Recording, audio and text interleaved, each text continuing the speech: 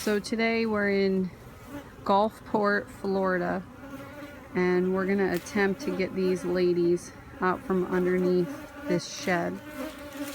You can see they're going in right there in a little break between the ground and the base of the shed. And I guess building just in that little bit of space where the floor is lifted. And it's surrounded by just an absolute jungle of ferns. As you can see, there's a lot of traffic. So I'm expecting a pretty considerable sized hive when we get under there. We'll keep you posted. We've pulled out all the ferns on this right side of the shed. And we're going to prepare to dig and try to lift it up to get under there. As you can see, this is a very protective colony. And as soon as we come over here, they're just buzzing all around. The sound that's coming out from under there is just so intense. We started trying to dig as I started trying to jam the shovel into the ground, and it was going absolutely nowhere. I made the comment that it felt like I was trying to dig through carpet, and we were. So the owners had this piece of carpet placed over here to keep the ground from rotting under their wood pile, and thankfully we were able to pull it up in one piece, because trying to dig through this sucker would have been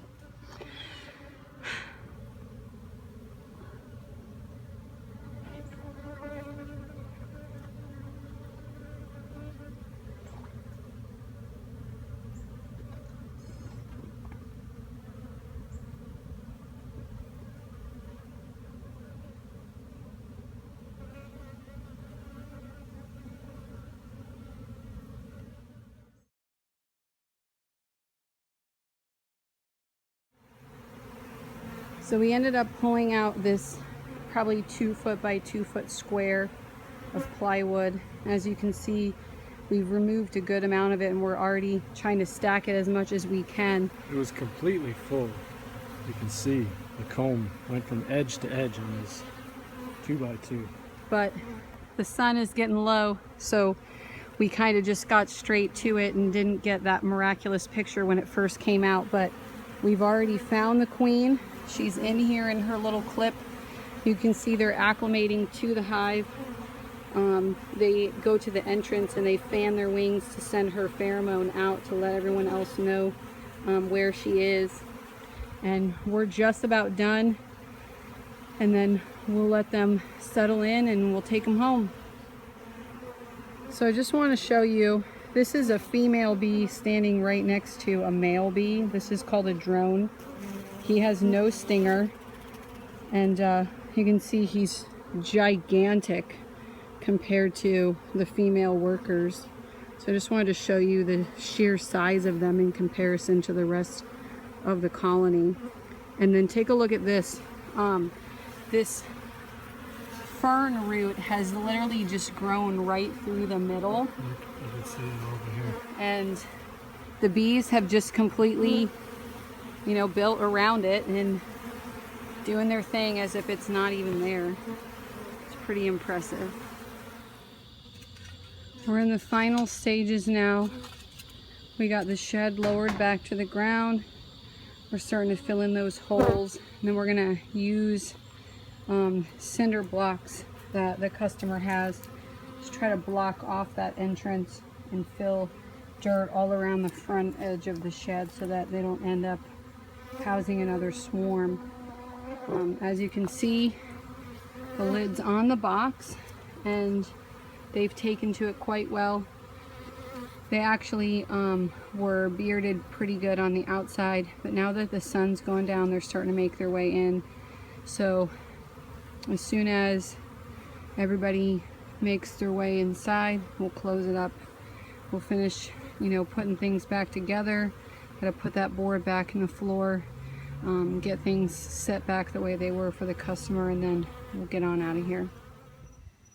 It is 11:19 and we're just getting home. We're all suited up. And we're gonna pop open the trunk here. Let's see if you can hear them. Oh, looks like quite a few got loose. This girl's hitching a ride right there. And we got some on the front hanging out there. Not entirely an airtight seal on our box, apparently. Glad we had them in the trunk instead of in the back seat. And then that pink gal right there is our bee vacuum bucket.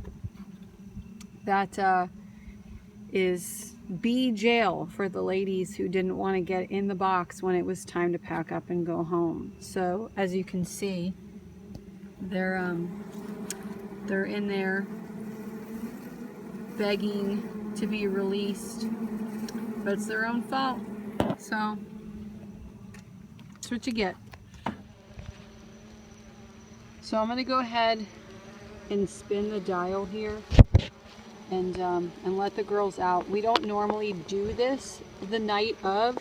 We do it the next day, but because we had so many bees that had to be vacuumed up and brought home in the bucket, we want to give them the opportunity to, get back in there and acclimate to the new hive. So we're going to go ahead and spin this. See, they want out already. This was a substantially large hive or colony that we removed today, so they don't want to be all cramped in there. And then in the bucket here,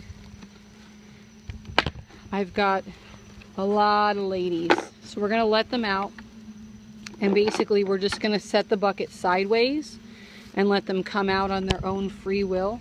And then, so you can see in there, we had to bring a lot home in the bucket, so we're just going to lay it here sideways just like that, and we let them crawl out.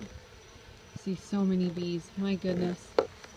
This was a big colony, but we're going to shake them off, and then we're going to cut and run, go in, shower, food, and boy am I ready for bed.